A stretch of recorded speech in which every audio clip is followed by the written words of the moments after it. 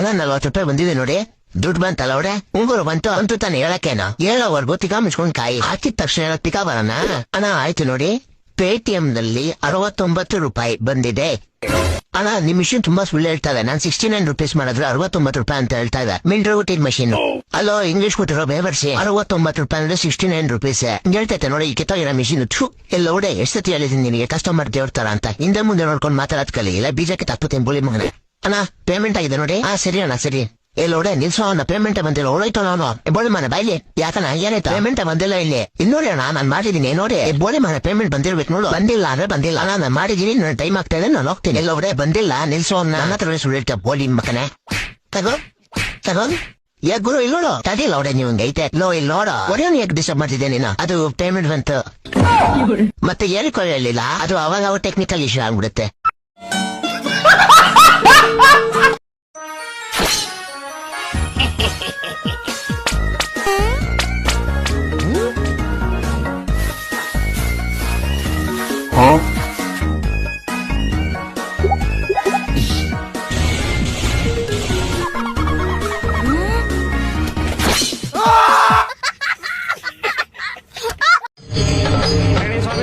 ಮಣಿಕಡೆ ಇರಲ್ಲ ತಾಮಂದಿ. ತಂದ ಮಗು ಕೊಡು. ಇದೆ, ಇಲ್ಲೊಂದು ಸಮಸ್ಯೆ ಖಂಡಿತ ಇದೆ. ನಿಮ್ಮ ಏನಾಗ್ತಿದೆ ಅಂತ ಗೊತ್ತಾ ಮಗ ನಿಂಗೆ? ಏನಾಗ್ತಿದೆ ಸ್ವಾಮಿಗಳೇ? ನಿಮ್ ಹೆಂಡತಿ ನಿಮ್ ಪಕ್ಕದ ಮನೆಯವರ ಹತ್ರ ಸಂಬಂಧ ಹಿಡ್ಕೊಂಡವಳೆ. ನಿಂಗ ಆಗೈತಲ್ಲ 4 ಮಗು, ನಿಂದಲ್ಲ ನಿಮ್ ಪಕ್ಕದ ಮನೆಯವ್ರದ್ದು. ಅಷ್ಟೇ ಅಲ್ಲ, ಇನ್ ಸ್ವಲ್ಪ ದಿವಸದಲ್ಲಿ ನಿಮ್ ಹೆಂಡತಿ ನಿಮ್ ಪಕ್ಕದ ಮನೆಯವ್ರ ಜೊತೆ ಓಡೋಗ್ಬಿಡ್ತಾಳೆ. ಸ್ವಾಮೀಜಿ ಇದೆಲ್ಲ ನಿಮ್ಗೆ ಹೆಂಗ್ ಗೊತ್ತಾಯ್ತು? ನೀನೇ ತಂದಿರ ನಿಮ್ ಮನೆಯಿಂದ ಮಣ್ಣು, ಇದ್ರಿಂದ ಎಲ್ಲ ಗೊತ್ತಾಗ್ಬಿಡ್ತ ನಂಗೆ. ಅರೆ ಸ್ವಾಮೀಜಿ ಇದ್ ನಾನ್ ನಿಮ್ ಮನೆಯಿಂದ ತಂದಿದ್ದು. ಹೊಟ್ಟೆ ಎಷ್ಟು ಉರ್ಸ್ತಾವ್ರು ನೋಡಿದ್ರೆ ಹಲೋ ಮಚ್ಚ. ಹೇಳೋ ಜಿಪ್ನಾ, ಏನ್ ಸಮಾಚಾರ? ಅದೇ iPhone 17 ಸೀರೀಸ್ ಲಾಂಚ್ ಆಯ್ತಲ್ಲ, ಅದ್ರದ್ದು 17 Pro Max ತಗೊಂಬೇಕು ಅಂತ ಅನ್ಕೊಂಡಿದೀನಿ ಮಚ್ಚ. ಓಹೋ ಏನೋ ಸಮಾಚಾರ ಜಿಪ್ನಾ, ಈ ತರ ಎಲ್ಲ ಯೋಚನೆ ಮಾಡ್ತಿದ್ಯಾ? ಎಲ್ರೊತ್ತು ನೋಡಿ ನೋಡಿ ನಾನು ತಗೊಂಡ್ಲೇಬೇಕು ಅಂತ ಫಿಕ್ಸ್ ಆಗ್ಬಿಟ್ಟಿದೀನೋ ಮಚ್ಚ. ಓ ಮತ್ತೆ ಯಾವಾಗ ತಗೊಂತೀವ ಮಚ್ಚ? ಅದೇ ಇನ್ನೊಂದು 10. ಓಹೋ ಇನ್ನೊಂದು 10 ತಿಂಗಳಲ್ಲಿ ತಗೊಂಡ್ಬಿಡ್ತ್ಯಾ? ಅಲ್ಲ ಮಚ್ಚ ಇನ್ನೊಂದು 10. ಓ ಮತ್ತೆ ಇನ್ನೊಂದು 10 ವಾರದಲ್ಲಿ ತಗೊಂಡ್ಬಿಡ್ತ್ಯಾ?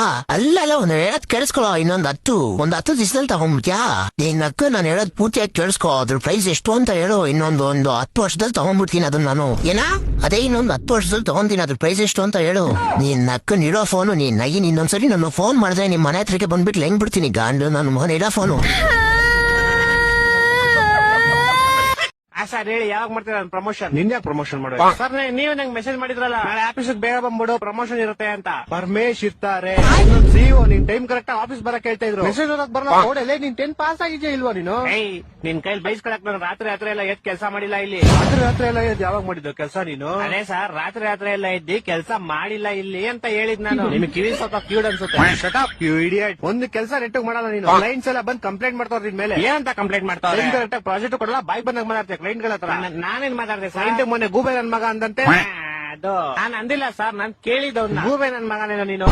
ಅವ್ನು ಇಲ್ಲ ಅನ್ಬೇಕಾಯ್ತು. ಅವ್ನ್ ಸುಮ್ನೆ ನನ್ನೇ ಗುರಾಯಿಸ್ತವನೆ ಬೇವರ್ಸಿ ತರ. ಗೂಬೆ ನನ್ ಮಗ ತಾನೆ ಅವನು. ಇನ್ನಂತವ್ರು ಇದ್ರೆ ಆಫೀಸ್ ಉದ್ದ. ನಂಗ್ ಬರೋ ಕೋಪಕ್ಕೆ ಇವಾಗಲೇ ನಿನ್ ಕೆಲ್ಸದಿಂದ ಓಡಿಸ್ಬಿಡ್ಲಾ ಅನ್ಸ್ತದೆ. ನಿಮ್ಮ ಅಪ್ಪ ಬಂದ್ರೆ ಓಡ್ಸಕ್ ಆಗಲ್ಲ ನಾನು. ಯಾಕಂದ್ರೆ ನಿಮ್ಮ ಅಪ್ಪ ಈ ಆಫೀಸ್ಗೆ HR ಅಲ್ವಲ್ಲ ಸರ್, ನೀವ್ HR. ನೀವ್ ಬೇಕಾದ್ರೆ ಓಡಿಸ್ಬೋದು ನಾನು. ಅಪ್ಪ ದೇವ್ರೆ, ಎಂತ ಗೋಳಿ ಮಗನ್ ಹೈರ್ ಮಾಡ್ಕೊಂಡ್ಬಿಟ್ನಪ್ಪ. ಮೆಸೇಜ್ ಓದಕ್ ಬರಲ್ಲ, ನೆಟ್ ಮಾತಾಡಕ್ ಬರಲ್ಲ, ಕೆಲ್ಸ ಅವ್ರು ಕ್ಲೀನ್ ಆಗಿ ಮಾಡಲಿ.